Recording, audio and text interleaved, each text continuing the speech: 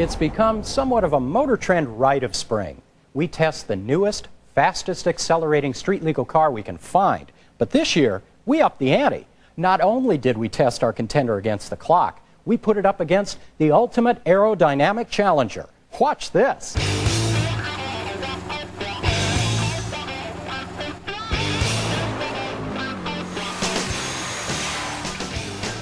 This year's challenger to the fastest street car we've tested crown is a beefed up but still smog legal C5 Corvette. Based on its specifications, this fierce Vette seemed like a shoe-in for top honors. So, we decided some worthy competition was in order. Like a fighter jet. Absurd? Sure, that's why we did it. The car was built by well-known Corvette tuner John Lingenfelter. This particular car has got a 427 cubic inch twin turbocharged LS1. We bored and stroked it. Originally it was 350 cubic inches, now it's 427. We've modified just about everything on this car. The customer wanted the quickest street car that we had ever built, and this is it. That customer was Dallas-based car enthusiast Steve Dumler. I've enjoyed cars ever since I've been old enough to drive. Had several fast cars, and this is the best of the bunch. This awesome Vette's 7-liter V8 is good for more than 800 horsepower. These specifications are an indication it's fast. But how fast? What about 0 to 60 in an incredible 1.97 seconds? That's right, 1.97 seconds. But we found a formidable opponent at the Naval Air Station in El Centro, California. Here, the Navy's legendary Blue Angels agreed to provide one of their fighter jets for a face-off with the Corvette.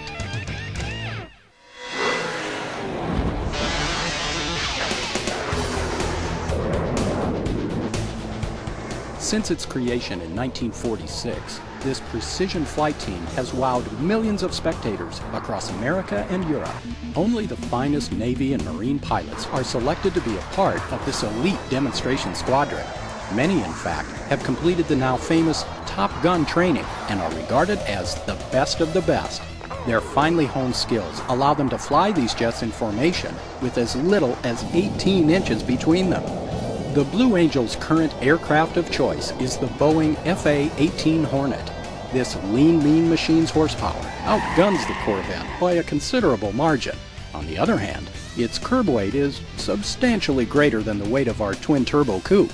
It's easy to tell the FA-18 Hornet is fast, but this Corvette is much less obvious. The coolest thing about this car is actually that it looks so stock.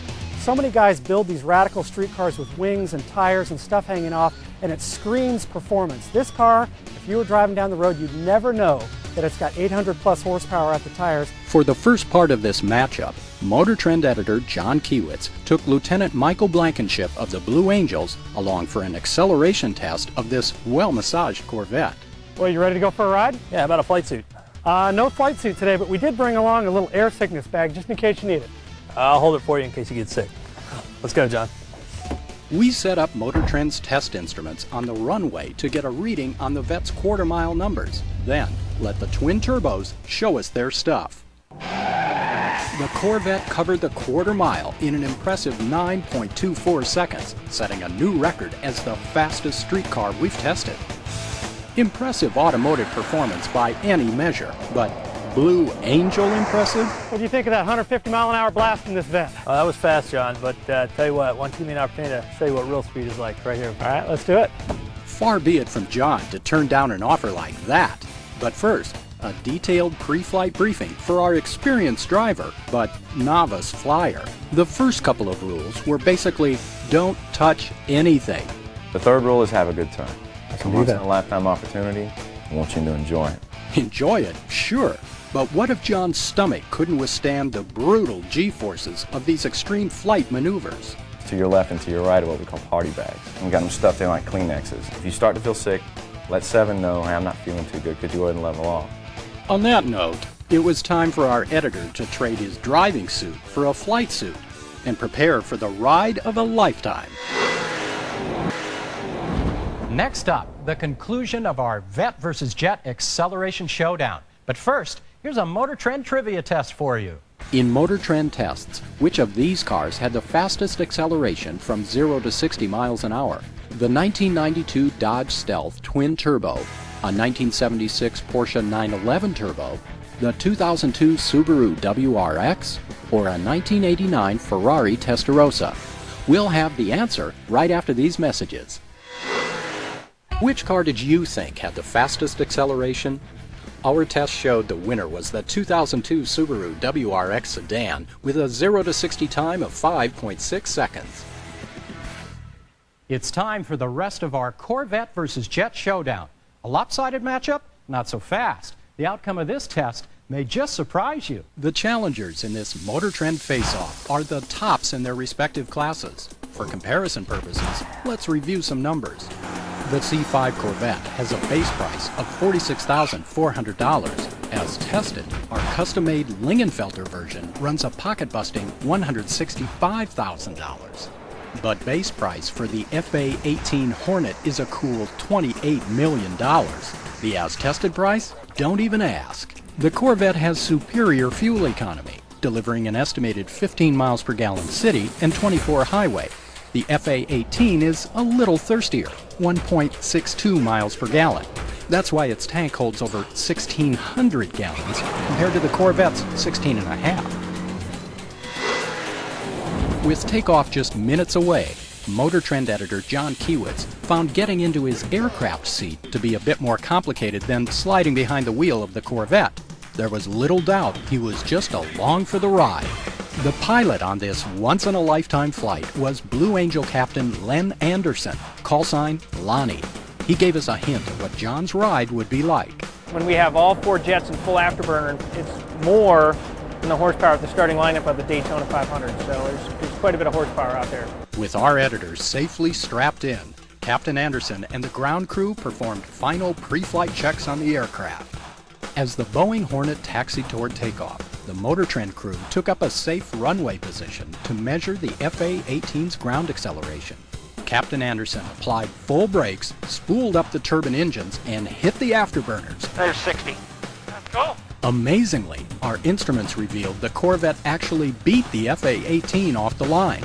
The Hornet could only muster a 0 to 60 time of 3.57 seconds, but when the velocity got above 150 miles per hour, this competition was over. 360, ready, hit it. And we're off. This is awesome, man.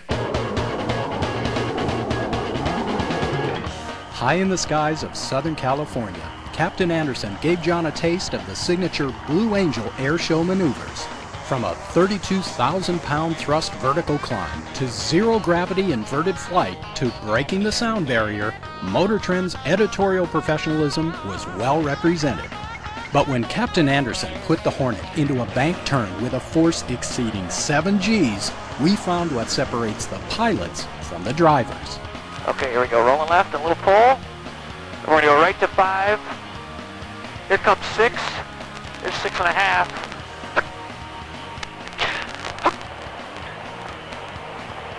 There's 6.8. All right, John. Stay with me, buddy. Stay with me, John. You're all right. You're all right, John. Hey, Johnny. Stay with me, man. You're all right. Yeah, okay. A little woozy after his brief G-nap blackout, our scribe dusted off his pride and was back to work evaluating the performance of the ultimate two-seater. Back on the ground, we wanted in-depth analysis. Right. That was a pretty wild ride. And what was the true test of John's skills riding shotgun? At one point, I had to grab the bag, and I said, don't do it, don't do it. They got pretty close, but I didn't use it, so for me, that's a victory. Maximum speed? Okay, we knew the deck was stacked in favor of the Hornet. The fighter's top end is more than 1.8 times the speed of sound. The Corvette? An estimated 240 miles an hour.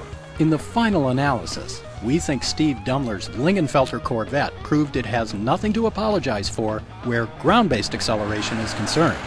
Besting a fighter jet from 0 to 60 and in the standing quarter mile are pretty stout accomplishments. And for one Motor Trend editor, it's a comparison test he'll never forget. There's no doubt that this Blue Angels ride is the best performance ride I've ever had.